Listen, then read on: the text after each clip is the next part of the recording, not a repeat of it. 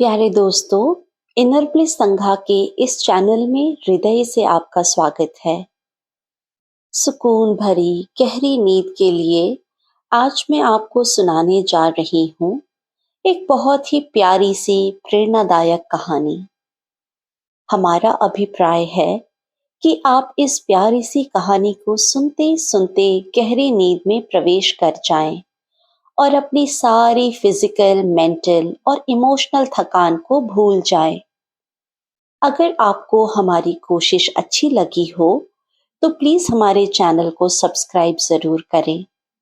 अगर आपके दोस्त या परिवार के किसी भी सदस्य को रात को नींद ना आने की प्रॉब्लम है तो उनके साथ इस वीडियो को जरूर से शेयर करें।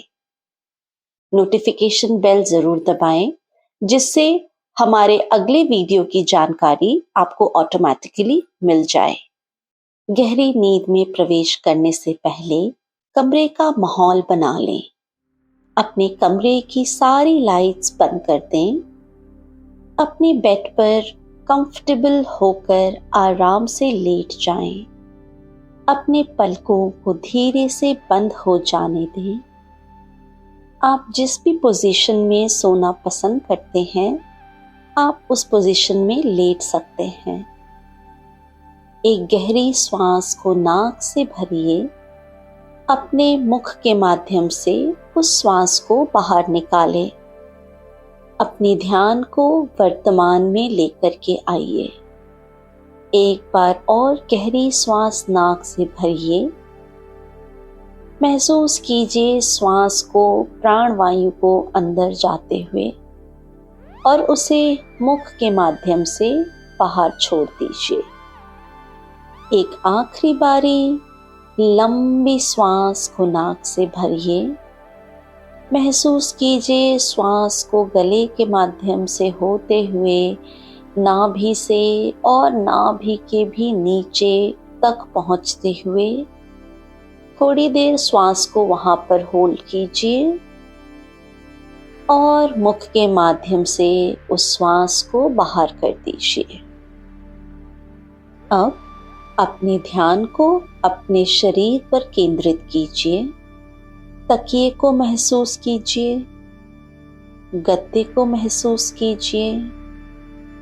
ध्यान को अपने पैरों की उंगलियों पर केंद्रित कीजिए। अपने पैरों की उंगलियां महसूस कीजिए। महसूस कीजिए आपके पैरों की उंगलियां शांत और शिथिल हो रही हैं। मेरे सुझावों के साथ अपने ध्यान को बहने दें। आपके पैरों के तलवे शांत और शिथिल हो रहे हैं। प्राणवायु पैरों तक पहुंच रही है। आपकी पिंडलियां शांत और शिथिल हो रही हैं। आपके घुटने शांत और शिथिल हो रहे हैं। आपकी जंघाएं शांत और शिथिल हो रही हैं। आपका पेट का पूरा हिस्सा शांत और शिथिल हो रहा है। आपके छाती का पूरा हिस्सा शांत और शिथिल हो रहा है। आपका मन शांत और शिथिल हो रहा है। आपकी पूरी पीठ शांत और शिथिल हो रही है। आपका मस्तिष्क शांत और शिथिल हो रहा है। आपके आंखों के पीछे की सारी अनगिनत नाड़ियां और मांसपेशियां शांत और शिथिल हो रही हैं। विचार शून्य हो रहे हैं। आपका पूरा शरीर शिथिल और शांत हो रहा है। विचार शून्य हो रहे हैं। मन शांत हो रहा है। पूरा शरीर शिथिल हो रहा है। कहानी का शीर्षक है ढाका का बंटवारा। सन 1947 की गर्मी अपने अंतिम पड़ाव पर थी और ढाका के ज्यादातर साफ आकाश पर उस दोपहर नारंगी और गुलाबी रंग की छटा छाई हुई थी। हवा गर्जना करती हुई खजूर के पेड़ों को तेजी से झूमने पर मजबूर कर रही थी और रेत को उड़ाकर अनजान मंजिलों पर ले जा रही थी। जवान पेड़ों में सूखी पत्तियां हाथ छुड़ाकर हवा के साथ बहकर दूर उड़ती हुई रेत में अपना ठिकाना तलाश रही थी, जबकि धूल भरी शाखाओं पर बैठी चिड़ियां प्रसन्न भाव से चहचहा रही थीं। बारिश दूर दूर तक नहीं थी, तब पाने वाली गर्मी उस साल थोड़ा ज्यादा लंबी खिंच गई थी और अब इसकी विदाई तथा मॉनसून का स्वागत करने का समय आ गया था। मुझे वो दिन याद है। मुझे ऐसा लग रहा था मानो ये मॉनसून हमारे जीवन में एक नए प्रारब्ध का सूचक बनकर आया है। मुझे ये नहीं पता था कि क्या होने वाला है, लेकिन मैं यह जानता था कि जो भी होने वाला था वो कुछ कीमती ही था। मोटी लकड़ी के डंडे ने घंटे पर प्रहार करते हुए स्कूल समाप्ति की घोषणा की और कक्षा 4 की 14 बच्चियां खड़ी हुईं। अपनी काली स्लेट और सफेद चौक उठाई और टूटे हुए ईंटों से बने स्कूल से असीमित आसमान के नीचे खुली जमीन पर दौड़ पड़ी। मैं भी बाहर निकली, क्योंकि हवा खुशगवार थी और पवित्र भी। मीरा, मैंने किसी को पुकारते हुए सुना। मैं पलटी। क्या? मुझे लगता है शायद बारिश आने वाली है, मौनी ने कहा। क्या तुम पास में पुकर में जाकर मछली पकड़ना चाहती हो? आज रात को खाने में मछली का मजा ही कुछ और होगा, मैंने खी से निपोड़ते हुए कहा। वाह, मौनी खुशी से चहकी और हम फुदकते हुए स्कूल के पीछे के बड़े तालाब की ओर बढ़ चले। जब तक मैं और मौनी वहां पहुंचे, बारिश शुरू हो चुकी थी। हमने अपनी सूती ओढ़नी उतारी और उसमें गांठ लगाकर एक झोला सा बनाकर उन्हें पानी में फेंक दिया। फिर हमने उसे धीरे धीरे पानी की सतह के नीचे फिराना शुरू किया। यह एक साधारण और कुशल जाल था, लेकिन इसके इस्तेमाल में धैर्य की बड़ी आवश्यकता थी और मछलियों का तेजी से इधर से उधर जाना, ये काम बारिश ने कर दिया था। काफी समय के बाद मैंने अपने जाल में कुछ फंसा देखा। मैंने कपड़े को पानी से बाहर निकाला तो उसमें एक छोटी सी रोहू मछली फंसी हुई थी। मैं खुशी से उछल पड़ी, पर मौनी ने बुरा सा मुंह बनाया, क्योंकि किस्मत ने अभी तक उसका साथ नहीं दिया था। 1 घंटे से भी ज्यादा समय के बाद मेरी ओढ़नी में 2 मछलियां थीं, जबकि मौनी की ओढ़नी में केवल 1। पर हम खुश थे, क्योंकि उस शाम हम स्वादिष्ट भोजन करने वाले थे। 7 जनों के मेरे परिवार में यह टुकड़े बांटने जैसा ही होगा, पर फिर भी उस छोटे से टुकड़े मात्र को पाने का ख्याल ही मुझे खुशी और संतुष्टि दे रहा था। बादलों के पीछे से आने वाली किरणों की दिशा हमें ये बता रही थी कि अब दोपहर खत्म होने को है। हमने अपने घर की यात्रा शुरू की। हमारे हाथों में मछलियों के छोटे गट्ठर थे। कुछ दूर साथ चलने के बाद हमारे रास्ते जुदा हो गए और हम अलग अलग गलियों में चले गए। मौनी और मैं न केवल स्कूल के दोस्त थे, बल्कि हमारी घरेलू मित्रता भी थी। हम दोनों के पिता एक ही अंग्रेजी व्यापार कंपनी में वस्तुओं का एक्सपोर्ट और इंपोर्ट के संरक्षक के रूप में कार्य करते थे। उन्हें साधारण तनख्वाह मिलती थी, जो कि किसी तरह उनके बड़े परिवार का भरण पोषण कर पाती थी। अंग्रेजी कंपनियां धीरे धीरे देश से अपना व्यापार समेट रही थीं और हम बामुश्किल ही अपना गुजारा कर पा रहे थे। खाने के लिए मछलियां खरीदना हमारे लिए किसी सपने जैसा ही था। उछलते कूदते मैं अपने रास्ते पर बढ़ चली। बारिश में भीगते हुए, कीचड़ में भरी सड़क पर कंकड़ों को ठोकर मारते हुए, जानने वालों को देखकर हाथ हिलाते हुए और यह सोचते हुए कि मछली को देखकर मेरी माँ और 4 भाई कितने खुश होंगे।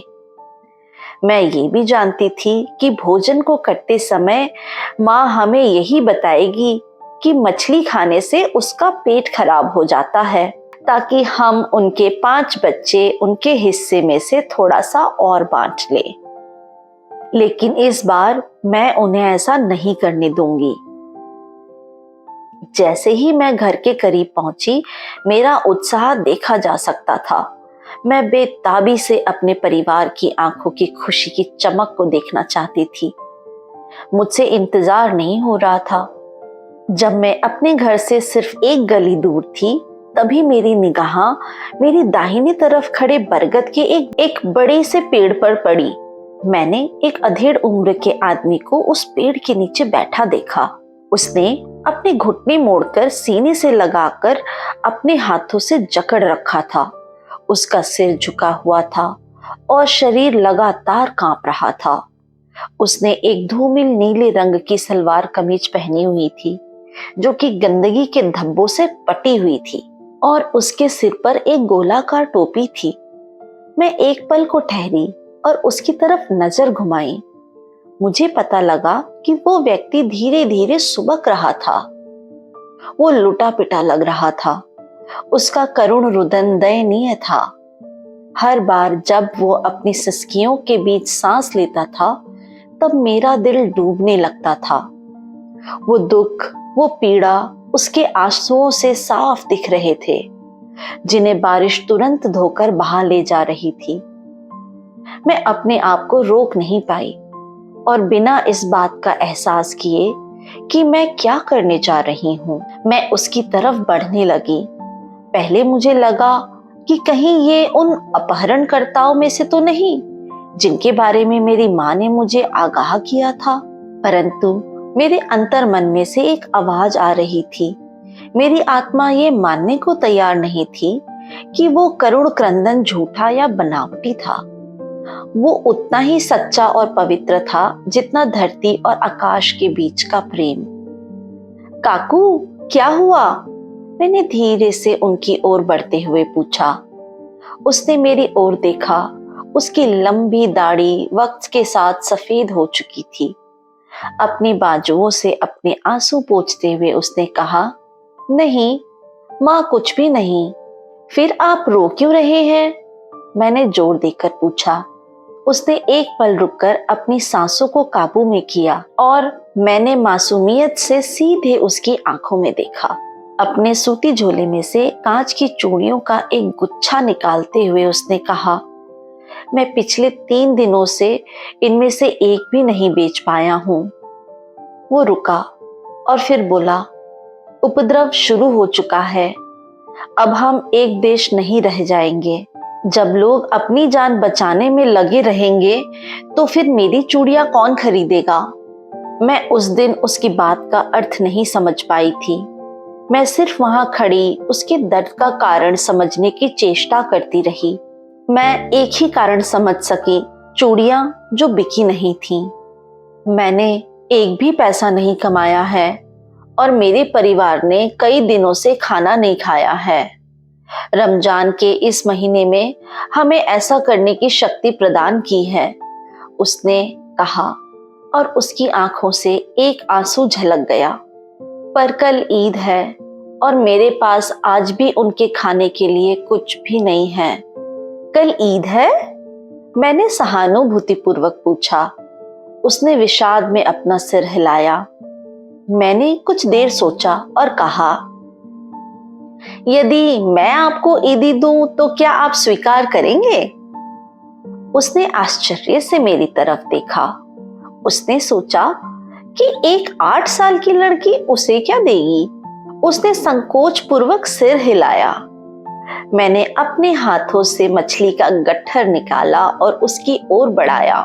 2 रोहू मछलियां मेरे पास यही हैं। दोनों हाथों से ईदी लेते हुए उसकी आंखें छलछला गईं।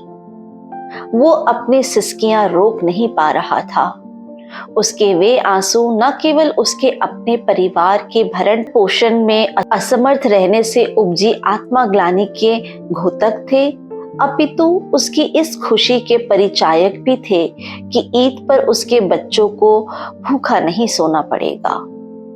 मैं प्रसन्न थी।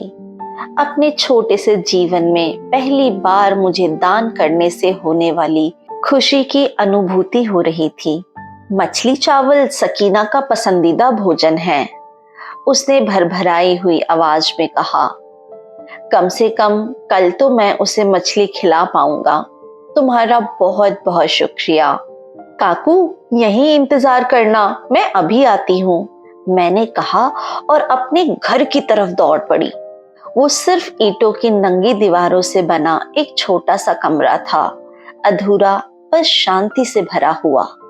घर के दाईं ओर एक छोटा सा बेकार घोर था, जो कि बांस की बल्लियों और पत्तियों से बना एक अस्थायी आशियाना था।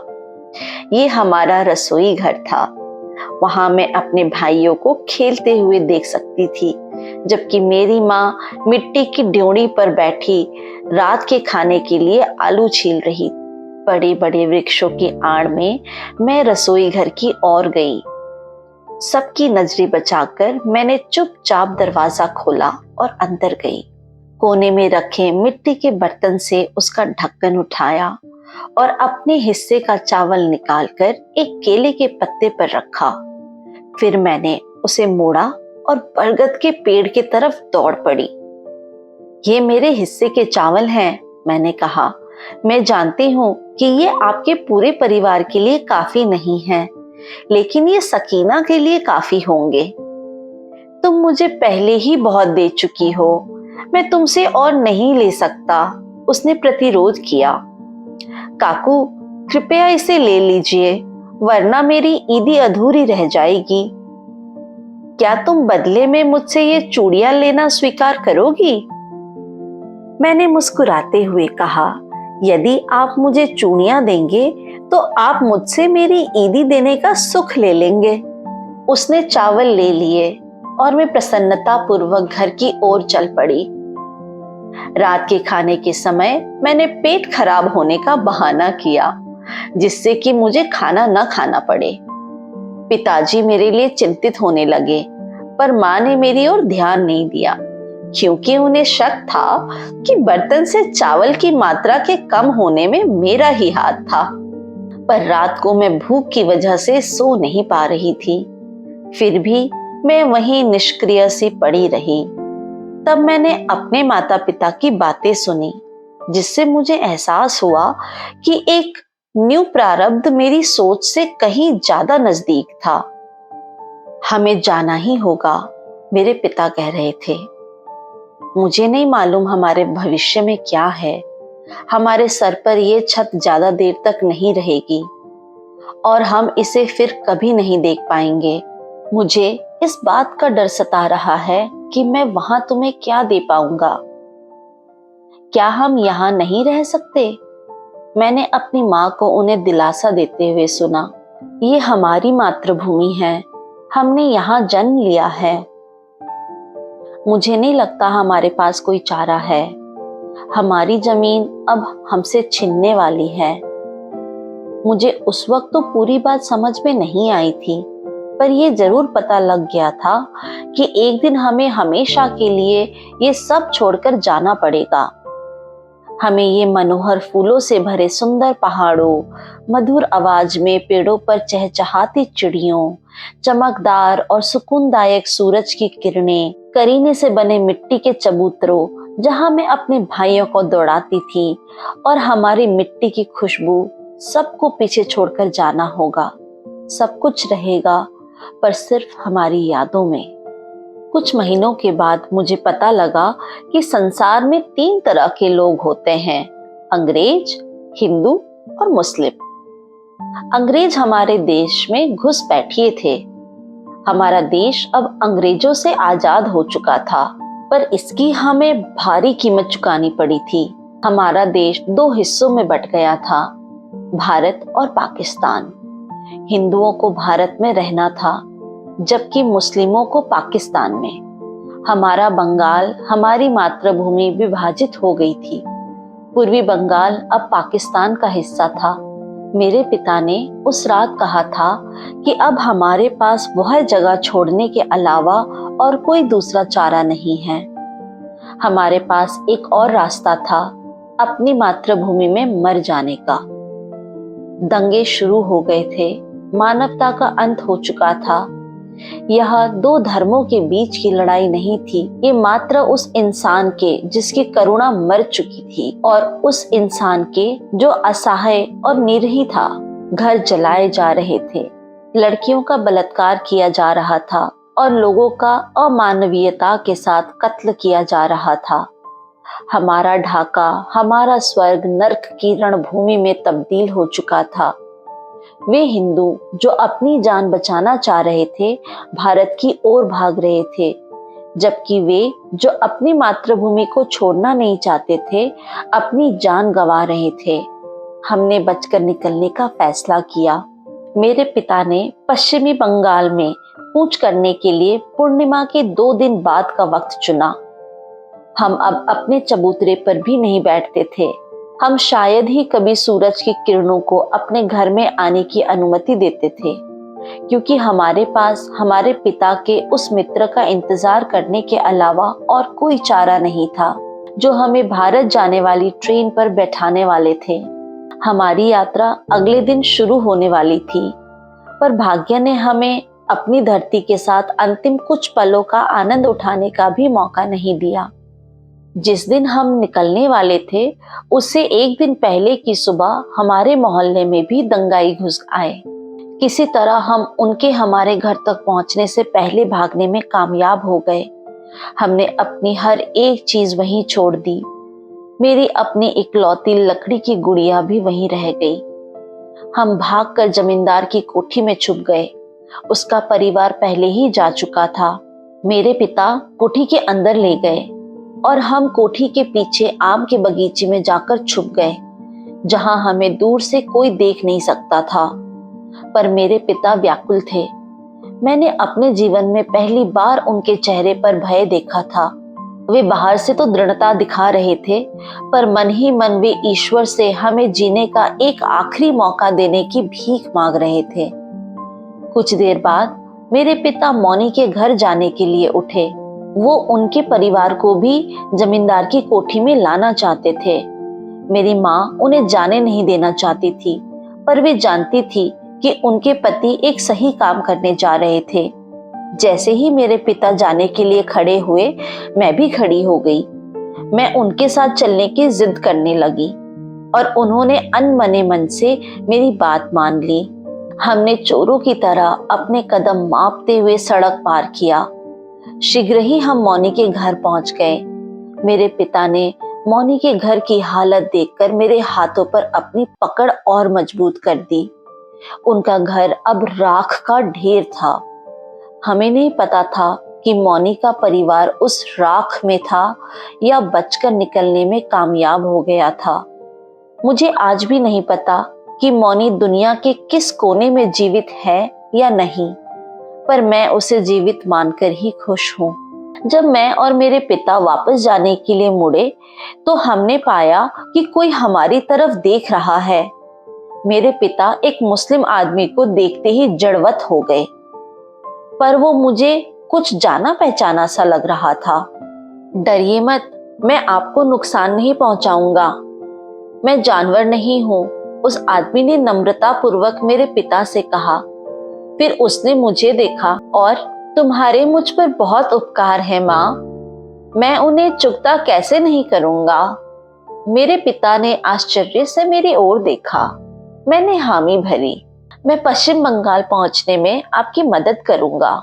आप तब तक मेरे घर में रह सकते हैं जब तक हालात ठीक नहीं हो जाते, उस आदमी ने कहा। मेरे पिता को उस पर विश्वास नहीं हो रहा था। मेरा विश्वास कीजिए, उस आदमी ने अपना भरोसा करने की याचना की। मैंने विश्वास भरी निगाहों से अपने पिता की ओर देखा। उन्होंने मेरा हाथ और कसकर पकड़ा तथा अश्रुपूर्ण नेत्र से उनकी तरफ देखकर हामी भर दी। अपने पूरे परिवार को इकट्ठा कर साथ लेकर हम सलीम चाचा के घर चले गए। ये उनका नाम था। वहां मैं सकीना से मिली। वो मुझसे छोटी थी और बहुत खूबसूरत थी। उसका घर 12 लोगों के एक साथ रहने के लिहाज से छोटा था, पर सलीम चाचा के गर्मजोशी भरे व्यवहार ने हमें कोई कमी महसूस ही नहीं होने दी। उस रात मैंने ये जाना कि दुनिया में केवल 2 तरीके के लोग होते हैं, मानवीय और अमानवीय। दोनों का ही किसी धर्म से कोई वास्ता नहीं होता है। अगली सुबह मैंने और मेरी माँ ने बुर्का तथा मेरे पिता एवं भाइयों ने सलवार कमीज और टोपियां पहनी। सलीम चाचा ने यह सोचा कि हमारे लिए इस तरह यात्रा करना ज्यादा सुरक्षित होगा। वे हमारे साथ आए और हमने स्टेशन तक जाने के लिए एक बैलगाड़ी की। 1 घंटे बाद हम उस स्थान पर पहुंचे जहां ट्रेन के रुकने की संभावना थी। हम वास्तविक स्टेशन से कुछ दूरी पर ही रुक गए। बैलगाड़ी से उतरकर जब मैंने चारों तरफ नजर घुमाई तो हर तरफ सिर्फ लोग ही लोग थे। हर कोई भागना चाहता था। ट्रेन आई तो लोग ऐसे उस पर टूट पड़े जैसे जीवन की डूबती नैया से उबरने की यही आखिरी आशा थी। हम भी ट्रेन पर चढ़ गए। मैंने चाचा की ओर देखा। उनकी आंखें इस गर्व से चमक रही थीं कि अब वे अल्लाह की नजरों से नजरें मिलाकर अपने इंसानी कृत्यों का ब्यौरा दे पाएंगे। उन्होंने मेरी ओर देखा और कहा, मीरा, हमेशा याद रखना, कोई धर्म गलत नहीं है और ना कोई आत्मा खराब। बस कुछ लोग हैं जो कई बार पथभ्रष्ट हो जाते हैं। ट्रेन ने सीटी दी और हमारे हृदय से एक पीड़ा की लहर होकर गुजर गई, क्योंकि हम जानते थे कि अब हम कभी वापस नहीं लौट पाएंगे। पर हम खुश थे जीवित और साथ होने पर। जीवन अनमोल है। संघर्षमय होने पर भी सन 1947 के उन दिनों ने मुझे जीवन की उन अच्छाइयों से रूबरू कराया जो इसके सबसे अंधकारमय दौर में भी जीवित रहती थी। ये कहा जाता है कि जब हम इस संसार में एक बार प्यार देते हैं तो वो कभी व्यर्थ नहीं जाता, पर प्यार हमेशा लौटकर आपके पास आता है उस वक्त जब आपको इसकी सबसे ज्यादा जरूरत होती है, उस रूप में जिसका कि आप अंदाजा भी नहीं लगा सकते। उसके बाद क्या हुआ? मैंने अपनी दादी से पूछा जब उन्होंने बोलना बंद कर दिया। उसके बाद जीवन की शुरुआत हुई। फिर उन्होंने जोड़ा, पर वो एक दूसरी कहानी है, फिर कभी सुनाऊंगी शायद। हाँ, फिर कभी और। उम्मीद करती हूँ कि आपको ये प्रेरणादायक कहानी अच्छी लगी हो और आप भी अपने हृदय में प्रेम को महसूस करें और लोगों की सहायता करने में कभी पीछे ना हटें। आशा करती हूँ आप गहरी नींद में प्रवेश कर चुके हैं। गहरी नींद ने आपको अपने आगोश में भर लिया है।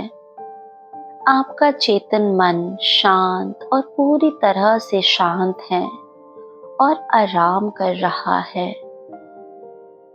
अवचेतन मन अपना काम बहुत ही शांति से बखूबी कर रहा है।